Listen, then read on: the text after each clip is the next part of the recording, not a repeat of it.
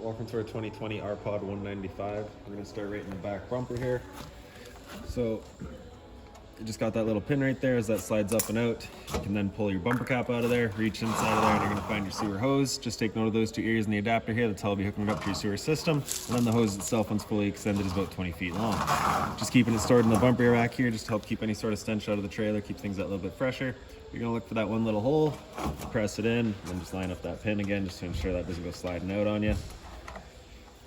Around the corner, you're going to find your short cord here. So as you pop this port open, you'll notice a little tab in the bottom corner there. It's going to line up with this tab here. You're going to kind of press it into there, give it a little 1/8 turn, that'll lock it in. Then you get the threaded collar in the back there to really lock it down. Following the cord back, you're going to find a standard 30 amp end. Most campsites you're going to have that. You can just plug straight on in and you're good to go. We do also provide you with a 15 amp adapter, so if you're looking to plug in at home to a standard household outlet to charge your batteries or run your fridge, you've got the power to do so. Cable and satellite inlet right there, so just a coax cable is going to plug into there, fire up at your TV location. Down in this corner, as well as in each corner of the trailer, you're going to find these stabilizer jacks here. So what they're going to do is just run down, contact the ground, give it another turn or so just to firm it up, and they'll just get rid of any sort of bounce or sway that you see you got in the unit right now. Keep things firm while you're out camping. Let's step forward and we've got your gray tank here, so that's signified by the gray valve there. So you're just going to kind of push this guy in, turn it off, then it pulls right out of there. You can see it's got the same ears that your sewer hose had, so that'll attach the same way. Just press it in, give it that turn, locks in, pull that valve, it'll drain that tank out. So this being your gray tank is going to be filled from your kitchen sink as well as your bathroom sink and your shower. So it's of course going to be cleaner water than your black tank here, which is going to be filled from your toilet. So we'll be dumping this one first. Once it's done, you'll then go to that tank in the back and dump that out. Black tank works the exact same as the gray in the back there. Your freshwater connection here, so that cap just pops out of there. You're going to take your water hose and stick it into there, turn on the water, and that'll fill up your freshwater tank. Once you know that tank is full, once it starts spitting water out of that vent there, down below that is your city water connections. The same water hose will just plug into there, turn on the water, and that'll pressurize the lines throughout the unit.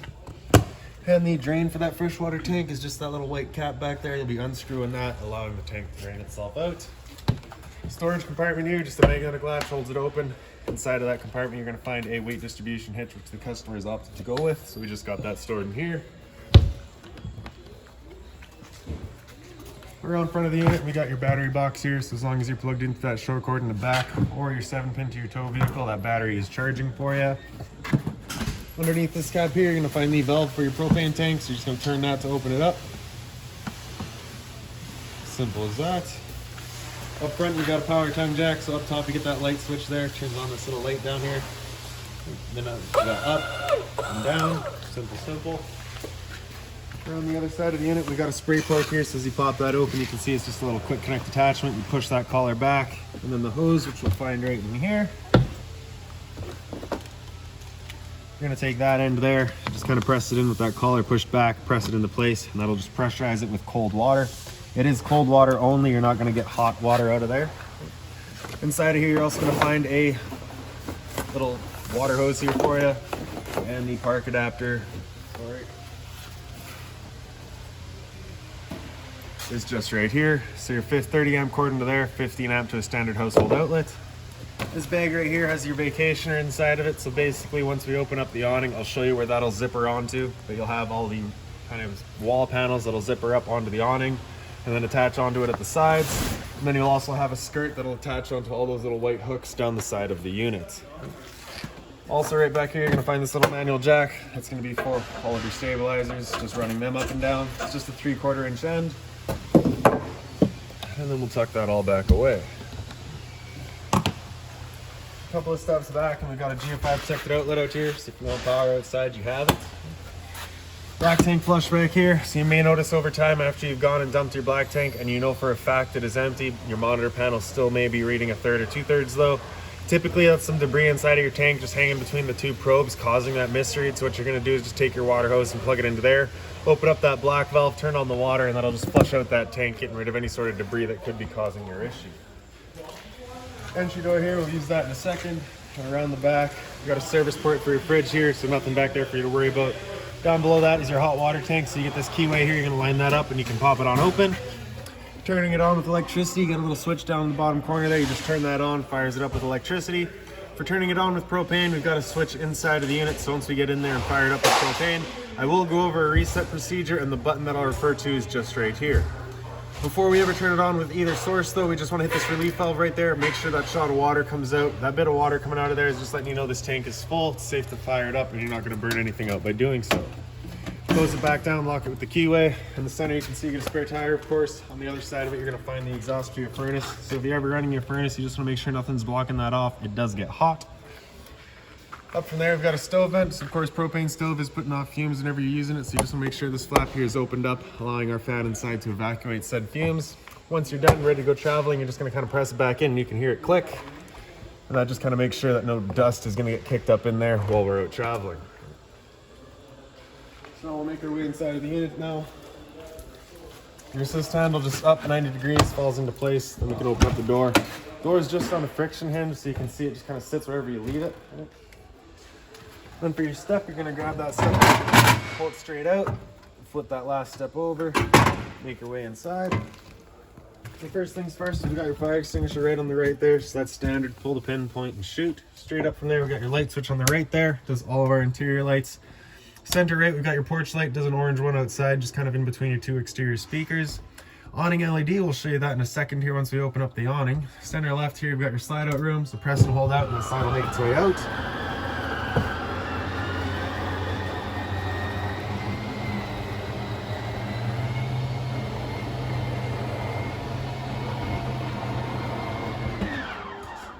So once it's fully extended, that computer just kind of turns itself off. You can hear the click, you can hear the couple of whines from the motors. Once you hear that, you're going to want to stop. Awning's on the far left here, so press and hold extend, and that awning will make its way out. Once that awning is fully extended, we're going to see a little white flap come down as well as the gray of the metal tube. Once you see that, you're going to want to stop. And so that last flap right there, oh sorry, your white flap is a little sticky, so that's just hung up to the trailer still. There it goes.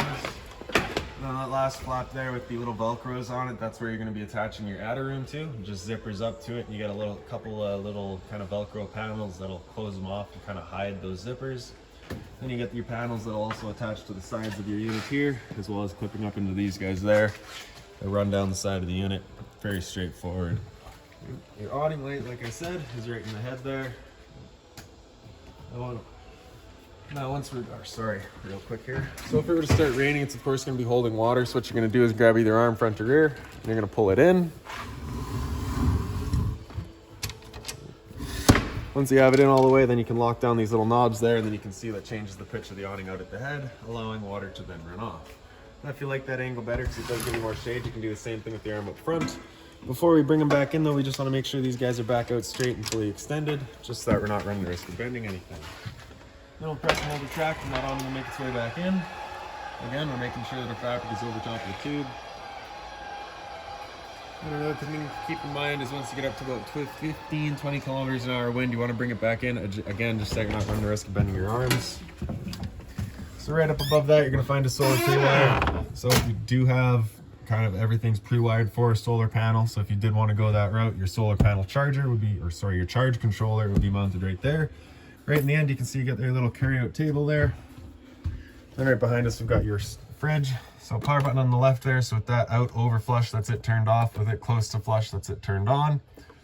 This button on the right here, close to flush, is going to first run on auto. Auto is first looking for AC power. If AC power is taken away, it'll automatically flip over to gas. If you're out boondocking and you want it running solely on gas, just have that button come out over flush and it'll fire up just on gas. Freezer up top. And your fridge down below. Your temp selection is just right in the back corner there. As the sticker says, up is colder, down is warmer. Down from there, you got your converter on the left too. So you press that top and center, she pops on open. You get all of your breakers on the left side there. Whenever a breaker breaks, it's going to sit in the middle. So just turn it off and then back on to reset it. And then on the right side, we get all of your fuses. Right beside that, you're going to find a couple of pet bowls here. So because this is a pet edition unit, we do get the pet bowls. Outside, there's also a little leash latch. 4 screws in each corner of this panel here. If you pulled that out, you get access to your hot water tank back there if you're looking to winterize the unit yourself once it comes time. In the kitchen, you've got storage across the top here. That little blue pouch there has all of your owner's manuals in it, all of your remotes, anything like that for the unit, you'll find right in there.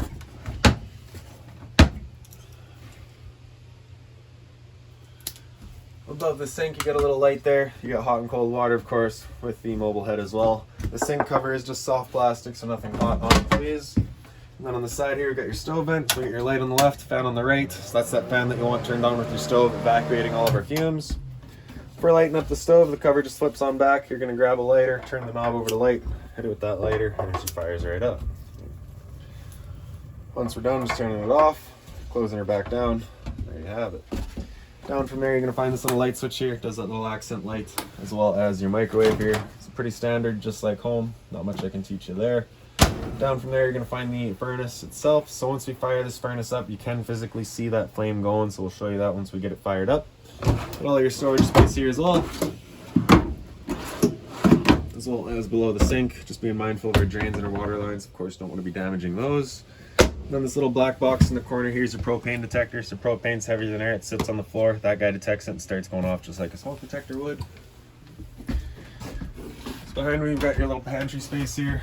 Alright, so these are just kind of all adjustable. Those guys just push in, so you can pick these up, slide them down wherever you like it, wherever you find most appropriate. Then up on the wall here, you got your thermostat. So that button on the left there is going to be your mode and power. So as we hit that, you can see it wakes up. First, it'll come into fan speed. So typically, you're just going to be leaving that in auto, unless of course you're just looking to move some air around. In which case, then you can select your high or low fan just to move the air around.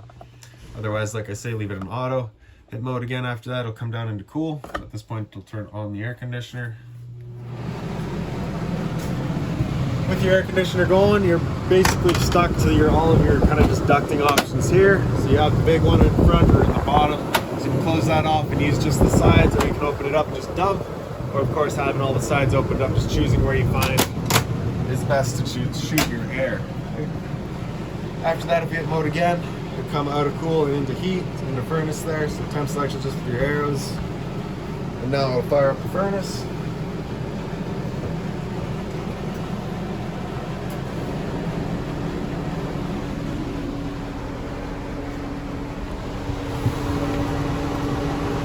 So one thing to keep in mind with your furnace is it is just dumping all of its air right here. So if you're looking to move that air throughout, you're going to want to get a fan or something just to help move that air around. See that little glow there going? Good.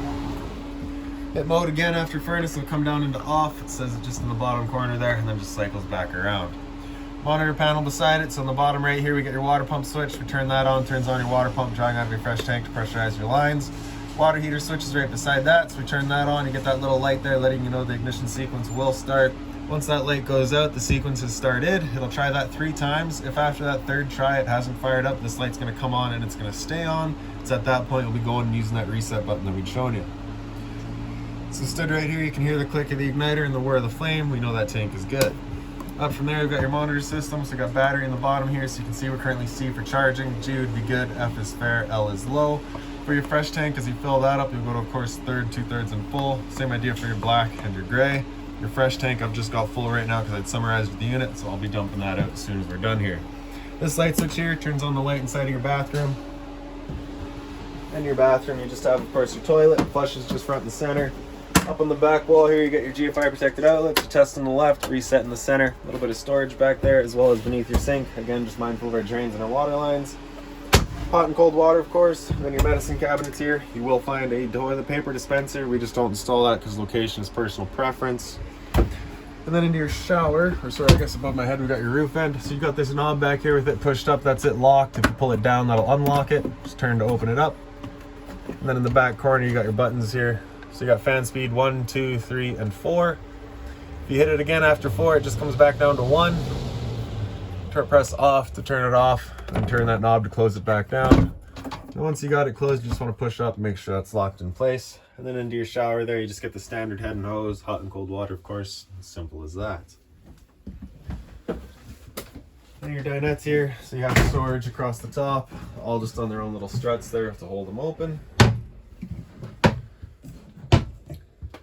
Cushions back here, just come in to fill.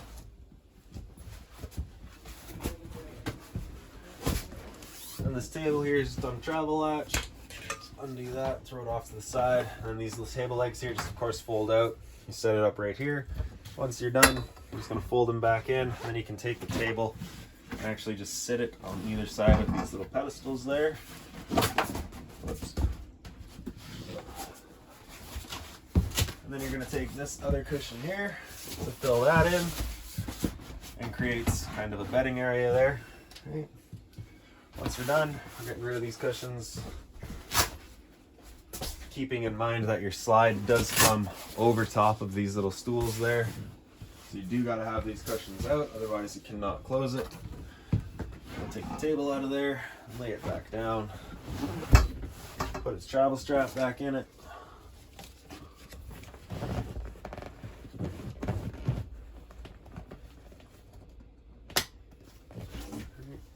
Two red latches there just signify that that is an emergency exit. You'd be pulling these guys up, swinging the window out, and hopping on out.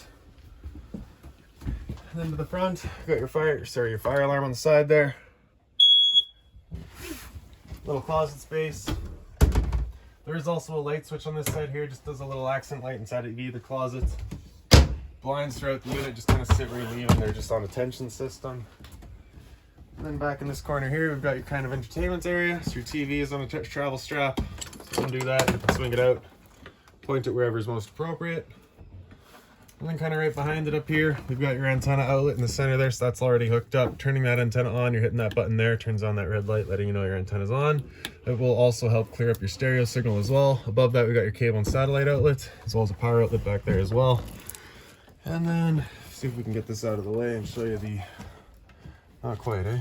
Stereo there though, power button in the bottom.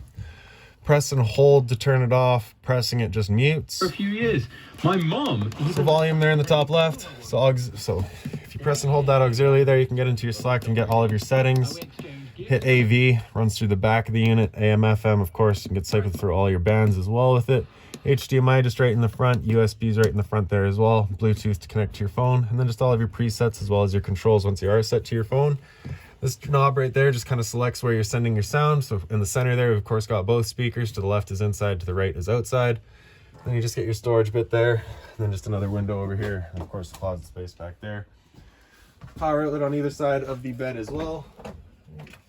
And really that's about it for this little guy. If you've got any other questions on the unit, please feel free to give us a call, 204-237-7272.